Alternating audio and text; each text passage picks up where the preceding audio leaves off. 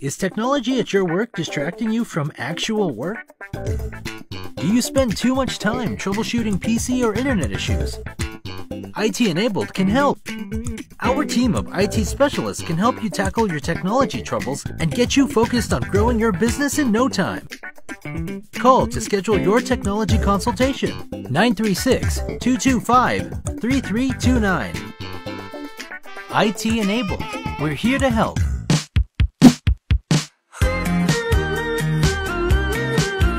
Hi, I'm Tara Watson-Watkins, President and CEO of the Lufkin Angelina County Chamber of Commerce. Welcome to the Connect podcast, connecting business to community. I'm here today with my co-host, Blake Pollino with BP Media Group. So some people know it as Lufkin BBQ. Others may know it as Stringers. We thought we were going to finally figure that out here in this podcast, but to be honest, we still don't know if it's called Stringers or Lufkin BBQ. But in this episode, we sit down with Paul and Robin Stringer to talk about this generational business that's been around in Lufkin for years and how they've transitioned and from one generation to another, how things have changed and how they've grown and adapted and been supported by this community. So let's jump into this episode now. Well, we are honored to have Paul and Robin Stringer with us with Lufkin BBQ. It's like the best place in town to eat barbecue. Love it. Thank you. Grew up as a kid, always getting the fried rolls. That was like a treat. Yes. But before we get into talking about that, why don't you introduce yourselves and let the listeners kind of know about you, where'd you grow up, and then we'll get into your history. So I'm Paul Stringer. I grew up here in Lufkin. Lived here all my life except for when I went to Dallas to go to college for a couple of years. I met my wife Robin in junior high. She didn't know me at that point. And then we got together in high school. And I started working. Yeah, I started working. That's right. So I'm Robin Stringer, and I have not always lived in Lufkin. We moved here in the 4th grade, moved away, came back, moved away, came back, but finally settled in about the 8th grade, and I had seen him, but didn't know who he was, but we did finally meet our senior year in high school. Yes. That's great. So y'all have been together ever since senior year of high school? 1992. Yeah, we got married I love our spring break in 92, yeah. Spring break on senior year. That's So- fantastic. It's awesome. That's a love story. Yes, it has been. It's been really good. Well, why don't you give us the background history of your family's business? Okay. The way I heard it was my grandma started working there after she spent too much on Christmas. And after she worked there about 6 weeks, she went to the owner at that point and about buying the restaurant. At that point, I believe it was maybe a gas station also, and she started working there when they started selling barbecue. After that, she made it just barbecue, and it was sawdust floors. We still use the pit that they cooked on in 1950 up to about 5 years ago. Wow. When we built new ones, more efficient ones.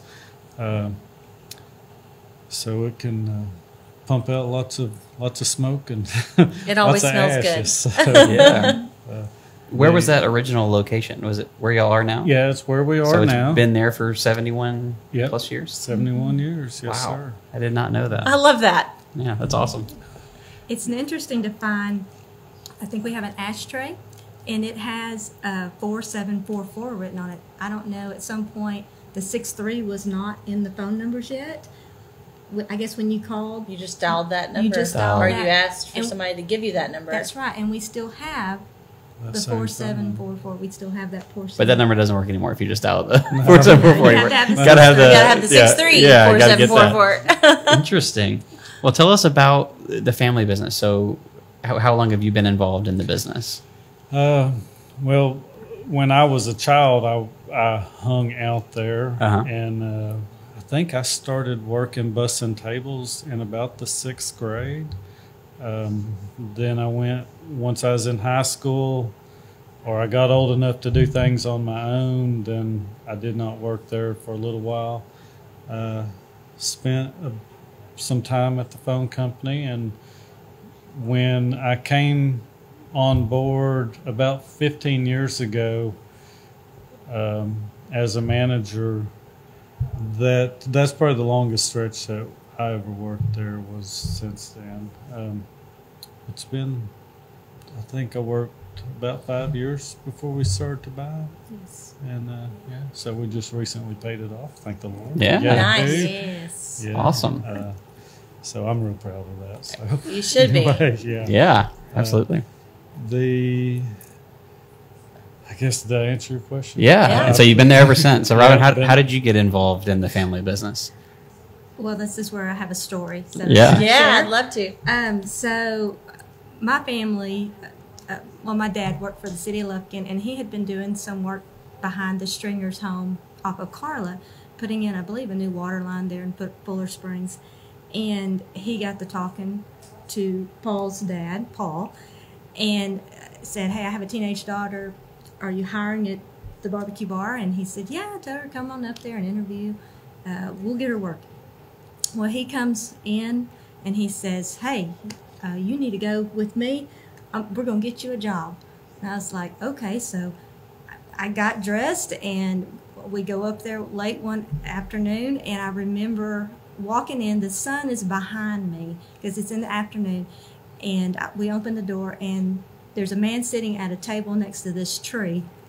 And I did not know who he was, but my dad knew that was Paul, and he introduced me right away. I shook his hand, and he didn't actually do the hiring, someone else did. But a little later, probably a year or two later, he tells me that when I walked in the door, he knew I would be the person that would marry his son. Had he told me that, I would have ran. I would not have even taken the job. But they did hire me, and I loved it. I worked the line before they remodeled it, and I remember how it was all laid out.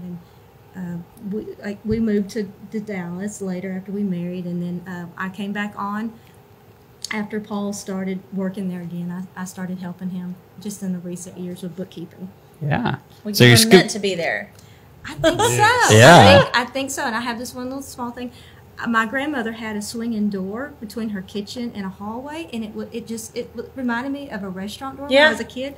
I would pretend to work at a restaurant, as a 4-year-old. Sure. Like, that's really what I enjoyed doing it. So I think I was just That was Made your for it. calling. I think so. So was Paul working in the restaurant when you started working there, or did you come back later? Or He was already there. I was already there. you were already there working? Yes. Awesome. Yes.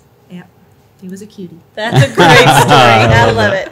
Well, Very what do cool. you think? You have been so successful over the years. What do you think has contributed to your success throughout the years? So, I feel like our faith in God has helped us a lot.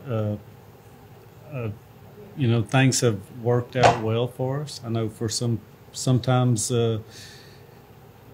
if you don't have a background in doing something, it's really difficult. But I had other people I could lean on if I needed to ask advice, and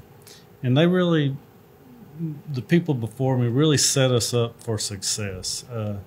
My grandma was buying it and adding on, and getting a lot of the legwork, the hard stuff out of the way. It was done, and my father who kept it through the 80s, and there was some tough times in the 80s that they went through with Lufkin changing and so the economics.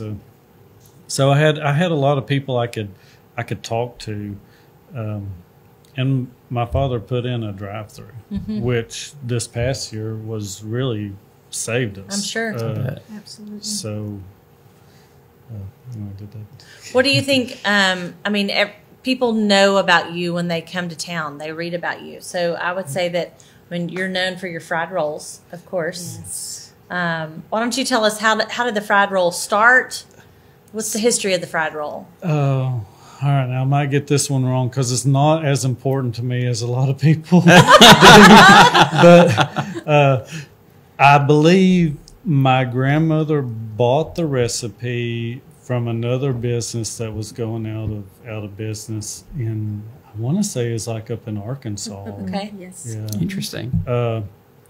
Now, we have a little piece of paper, whether or not it was the original recipe, I have no idea. love that. Our recipe that we use today, I mean, we're making, 1,000 rolls versus a couple of hundred. So it's not the same that they did.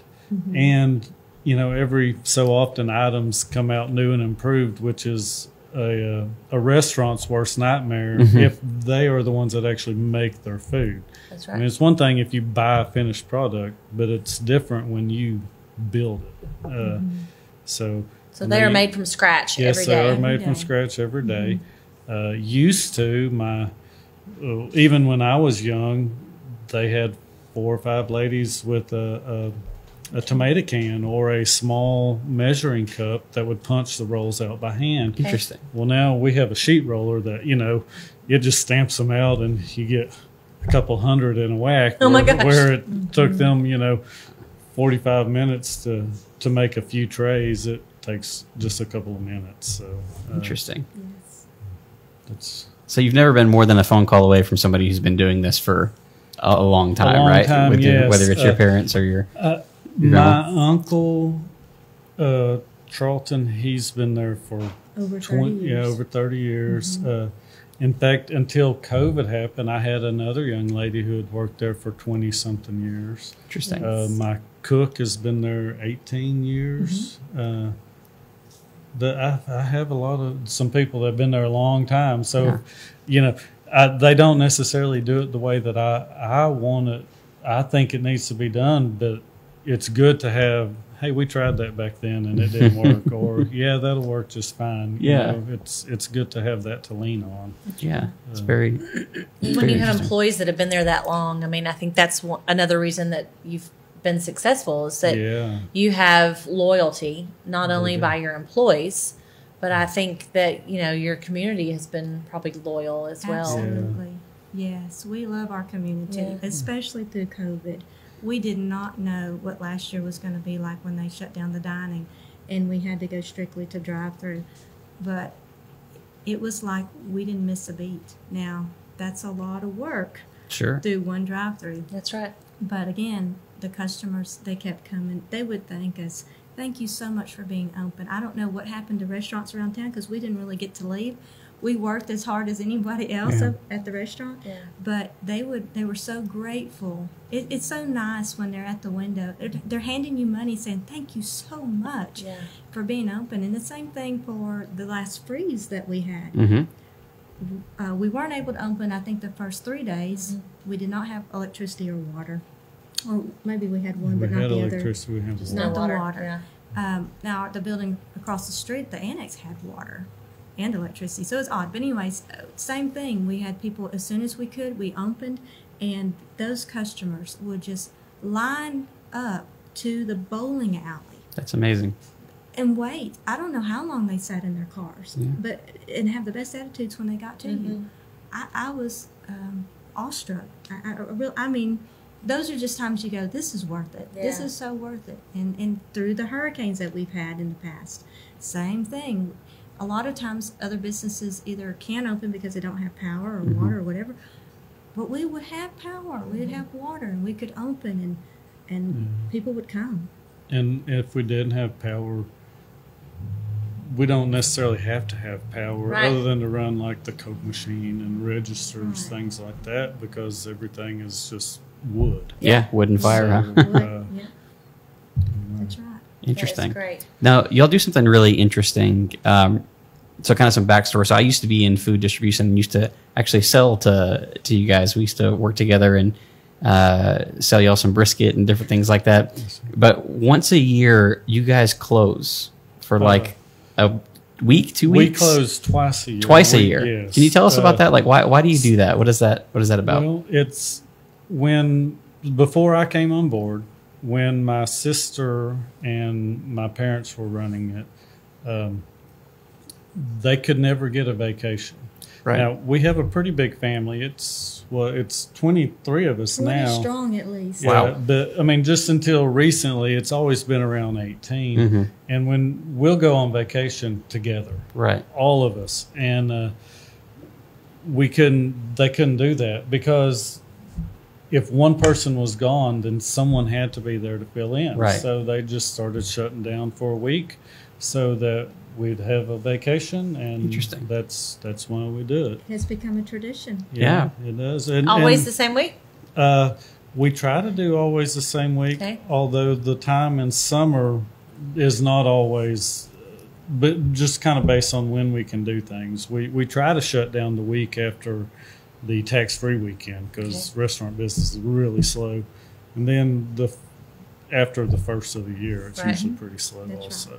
So, That's interesting. I didn't know that. Yeah, That's it would always hit because we would sell brisket to y'all, and that was a pretty big ticket item. So we would notice when there was 1 week or 1 month when we wouldn't have those sales, my boss would come like, "Hey, what's going on?" It happens every year. They close down, they go on vacation, and then since not being in the industry, it will still happen like clockwork. I will pull up to the drive-through for lunch one day. Oh, they're on vacation. I know what's going on now. Well, that's great. That's a really cool tradition y'all have put in because it is hard. If you run a business, you own a business. It's like 24/7. you're basically accepting that you're not going to make money during this point of time to go on vacation, and it's a hard thing to do. But that's really great for y'all's family that you can do that. well, it's turned out to be a really good thing, I think. 'Cause, we never, until we started doing it all as a family, it just opens up more doors to go and do really big things. And it's nice when if you're doing something, you book all the positions so you don't have other people in there, things like that. I don't know if that. It's good for your It's employees, too. nice. Yeah. They know that they get that. They do, And they look yeah. forward to it. I'm sure. Yeah, get that time off. I'm sure. Well, awesome. One other thing that y'all do that I want to make sure that the community knows is that you smoke holiday meats. Yes. So, custom meat. and that starts at about Well, November? We'll cook anyone's meat at any time of the year, but around the holidays, we'll do hundreds of turkeys. Some people do our turkeys and they don't like them. Other people love them. It just kind of depends on your flavor. Ours are actually cooked, Okay. though, where if you get some of the other turkeys, they're cured. So Okay. there's a difference there. Interesting. So as long as people, and I try to tell them if they're coming from another brand to ours, what to expect because it is different. We'll cook all year round. We just and won't do do you pieces. do people have to bring the turkeys to you? They bring them to you. Yes. Okay, Yes. so they don't just buy a turkey from you. No, we sell our turkey breast, but it's a boneless breast. It's Right. what we sell in the restaurant, or they can bring their own turkey. And does it have to be store bought or can it be wild game? It has to be store bought. Store-bought. You don't do any wild game in No the. wild game. Anybody We ever used tried to bring anything weird up there? I mean, we still get people wanting to bring hogs or something that they shot, but I think it's about 93 or 94. Everything had to be USDA inspected. That's what I figured. Yeah, Okay. it's massive At inspections. that point, we stopped. We used to do deer and Right. all kinds of stuff. so- Interesting. Gotcha. So. Well, that very is cool. fantastic. Well, if you have not tried Lufkin Barbecue, and let's talk about this because I asked before we started, is it called Lufkin Barbecue or Stringer's Lufkin Barbecue? Yes, let's settle it right here on this podcast. That is a hard question to answer. I don't know. Our shirts say Lufkin Barbecue. Yeah, they say Lufkin. Okay. Our menus say Stringers. The sauce jars from when my grandpa's bottled sauce says Stringers. We have an old photo where it says Stringers. That's right. But I've always heard it as Lufkin. And so I always call it Lufkin Barbecue. We answer the phone Lufkin That's what I was Barbecue, gonna and say. people will ask, is this Stringers? I don't know. It's so confusing. Yeah, we try to It's- keep both the names as our DBAs, but Yeah. it's hard to do because Hard to differentiate. because it messes our tax people up. I'm sorry. bet. I mean, Really? I've been going there since I was a little kid, as long as I can remember, and it's always been Lufkin Barbecue. And when I got into the restaurant business, we were going over, past customers that we had, and it said Stringers, and I said, What is stringers? Yeah. I haven't been Stringers. eating there until I was a little exactly. kid. I had no idea what it was. Well, that's really cool. So. We are as confused as anyone. Yes, we are. Yes, we Well, if are. you're confused, then we're all confused. There's no hope. So we didn't actually solve it here on the podcast, but we tried. If you ever see it on the building, it'll be official. Yeah. If it's ever on the building, Then it'll be solved at that It point. will be. At that point, That's we would have great. made our decision. Well, I don't blame you. When I was little, I called it the barbecue bar. And I never knew where I got that from, but my parents called it the barbecue bar because it was written on a window of an Interesting. old picture. We could see where it said barbecue bar on there. And So his Mimi said that people would come in there thinking it it was was actually bar. a bar. A bar. Yes, but Interesting. they've It's never never served been. alcohol, They've and never. we still don't today. Probably never will. So I love that. Awesome. Those are Family fun traditions and memories Yeah, to talk about. Those are Yes. great. yeah.